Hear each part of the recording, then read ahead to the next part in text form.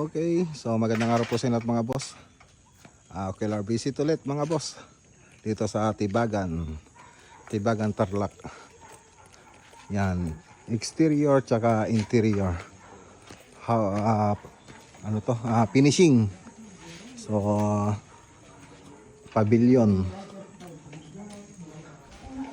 Yan, dito sa loob yung ceiling, tapos lalagyan daw ng partition, tapos TV console, tapos dun sa may kwarto, tapos dito sa may toilet and bath.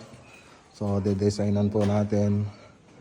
Yan, tapos ito sa may labas, dito sa may likod pala mga boss. Ayan, so tiles, tapos aluminum na cabinet. Yan po yung ilalagay dyan. So libutin lang po natin.